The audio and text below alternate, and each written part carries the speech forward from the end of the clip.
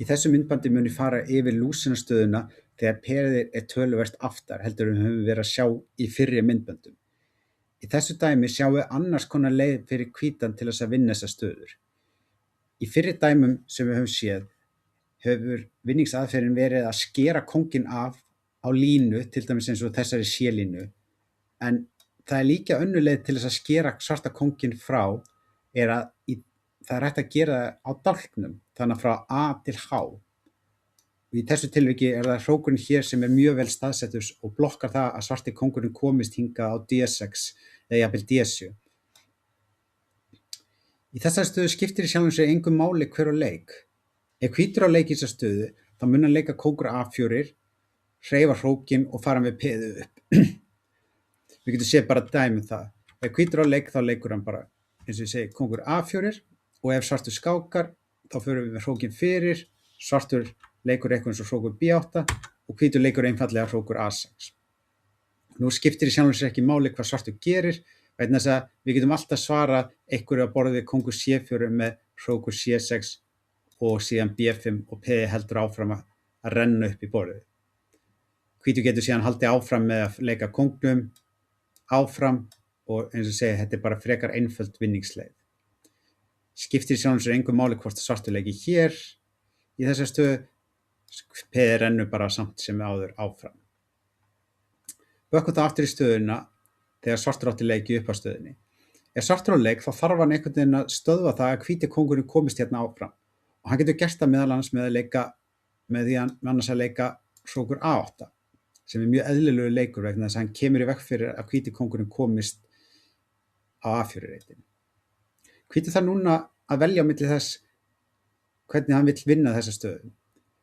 Hann getur leikið þessari stöðu hrókur H5 sem einfallega kemur hróknum í burtu og hvítur getur þá ýtt upp peðinu.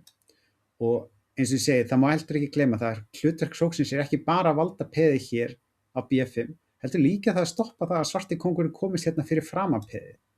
Og eins og ég segi, þetta ein mikilvæg leið til þess að þekki í þessum stöðum og getur verið mjög góð leið til þess að vinna þessar stöður.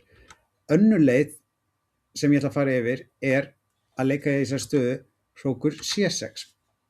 Hugmyndin núna einfaldlega svo að leika bara peðinu áfram. Svartur getur leikið eitthvað eins og til dæmis kóngur D5 en þá heldur peðið bara áfram og hvíti kóngurinn fer bara síðan áfram. Hrókurinn fer á A6 og peðið rennur síðan áfram. Ef svartur leikur í þessar stöðu til dæmis hrókur B8, þá leikur hvítur einfallega hrókur A6 og nú þetta sama staðan eins og ég var að tala áðan. Við ætlum einfallega að leika kóngur A4 og þegar svarti kóngurinn fer af, kemur skák á C6 og peðið fer síðan upp og valdar hrókinn.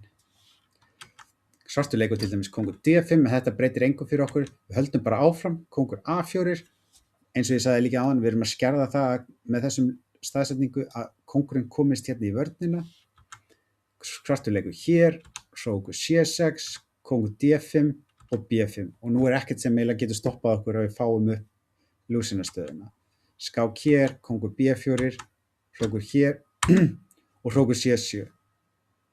Og næst þegar svartur leikur til dæmis eins og kóngur D6, þá leikum við bara hrókur A7, kóngur A7, A5 og B6 og við fáum eftir nokkra leiki lúsinastöðun sem við ættum að þekkja vel úr fyrir myndböndum.